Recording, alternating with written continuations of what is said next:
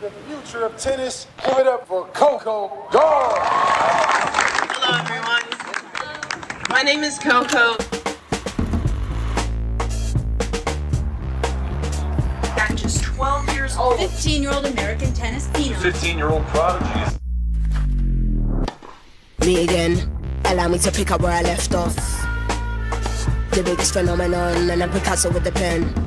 No matter how big or small your platform is, you need to use your voice. You know that moment when you realize you've made a huge mistake, the kind that could cost millions? That's exactly the position Nike finds itself in right now. And the reason? One of the biggest miscalculations in tennis history, letting Coco Gauff walk away. Yep, Coco, the same 19-year-old prodigy who has completely transformed women's tennis and is now a global icon. Here's the kicker. Nike didn't just lose a star. They chose to invest heavily in Aryna Sabalenka instead. And while Sabalenka is incredible on the court, the results off the court? Let's just say, Nike is paying the price.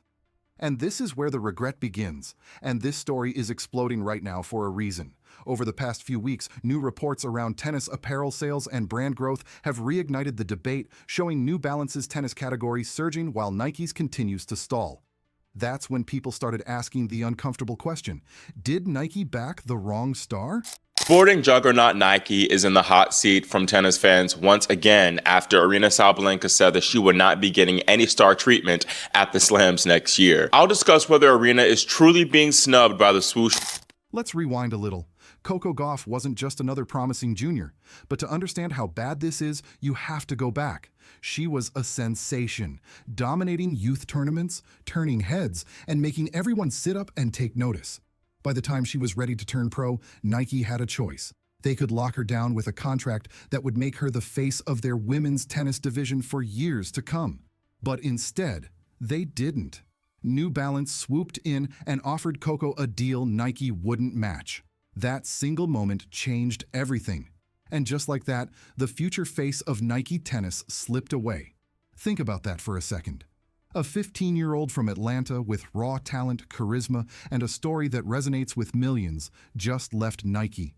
And the company that once practically defined tennis fashion and culture, they stood by and watched. Stranger to my eyes, running my pain with his face. Meanwhile, Sabalenka was Nike's pick, and this is where the story takes a turn. And don't get me wrong, she's world number one. But this is where the story takes a turn, because what looked reasonable on paper started falling apart in reality. She's a two-time Australian Open champion. She's a beast on the court. But here's the brutal truth. Dominance in tennis doesn't automatically translate to commercial influence. Nike invested in results over relatability, in stats over story. And the numbers tell a story Nike probably wishes they could erase.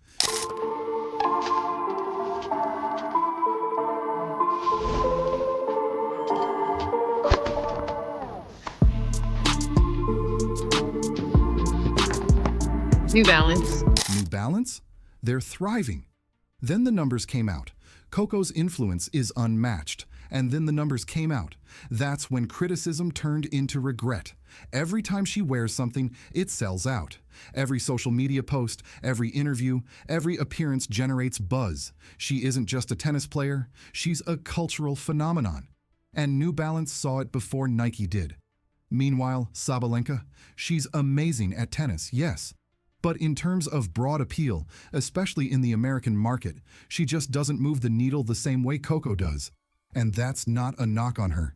She didn't grow up in the US, she didn't have the same exposure, and connecting with mainstream audiences takes more than just winning matches. Nike's mistake becomes even more glaring when you look at how the two athletes are treated. Coco has a signature shoe line, the CG1, launched by New Balance in 2022, before she even won a Grand Slam. She's getting custom outfits for nearly every tournament. New Balance is fully aware they've signed a generational talent and they're treating her like it. Nike and Sabalenka? It's a different story. And this is where Nike lost control of the narrative, because the contrast between the two partnerships became impossible to defend. She had to push Nike just to get one custom dress for the US Open, and now she won't get any special designs for the next season. Imagine being the world number one with multiple Grand Slam titles and being told, sorry, we'll fulfill the contract, but don't expect extra. That's not respect. That's a silent message. You're not our priority. And the consequences of that decision? Brutal. New Balance's tennis sales are skyrocketing. Reports suggest their tennis apparel has grown over 300% in just the last 2 years. Coco's presence isn't just driving revenue, it's changing perceptions.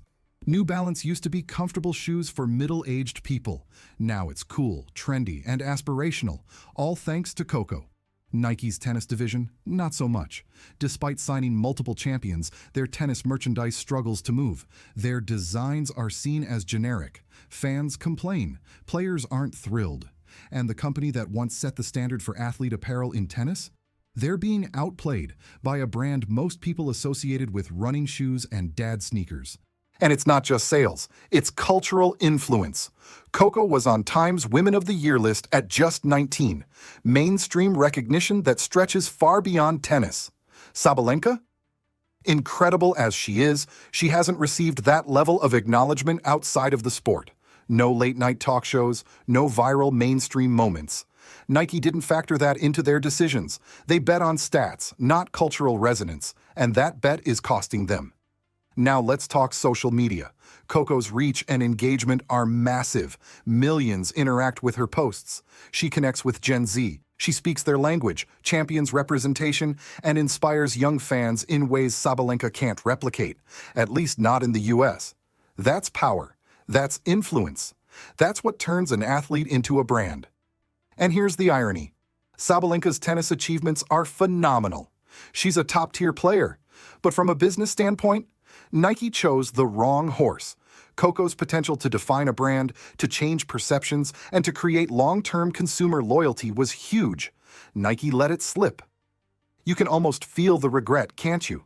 A company that has dominated the sportswear world for decades, now scrambling to make up for a missed opportunity. They're investing in younger American players, yes. But no one matches Coco's combination of elite talent, relatability, and cultural influence. Nike could have built a legacy with her. Instead, New Balance owns it, and the stakes keep rising. With Coco's popularity continuing to soar, every tournament, every media appearance, every endorsement deal adds to Nike's lost opportunity. The contrast between her and Sabalenka becomes sharper by the day. While Sabalenka wins on court, Coco wins hearts, minds, and wallets off it. Nike's choice? A cautionary tale of misplaced priorities. Here's the takeaway. Talent alone isn't everything. Marketability, cultural connection, and authenticity are equally crucial. And when a brand like Nike misreads that, the consequences are huge.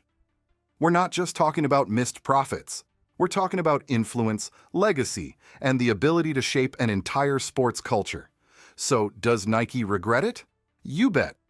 And every time Coco Gauff steps onto a court in New Balance in front of millions of fans, it's a silent reminder. A reminder of a generational talent they let slip. A reminder that sometimes the right choice isn't the obvious one. The story doesn't end here. Nike can still try to recover. They can sign other stars. They can invest more in marketing. But there's a reason the phrase, "you can't replace Coco Gauff," is trending across social media. You can't manufacture that influence. You can't replicate her story, her relatability, or the inspiration she provides. Nike had it handed to them, and they let it walk away. So here's the question for you. Who would you rather invest in if you were a global sports brand? The world #1 with incredible stats but limited US cultural impact? Or the teenager from Atlanta who's changing the game, influencing millions, and driving record profits for her brand? The answer seems obvious, doesn't it? Yet Nike missed it. And right now, they're living with the consequences. Coco Gauff isn't just winning matches, she's winning a generation. She's changing how people see tennis, how brands market athletes, and how young fans dream. And Nike, they're the ones left regretting every missed opportunity, every unmade custom outfit, every point of influence they failed to capture.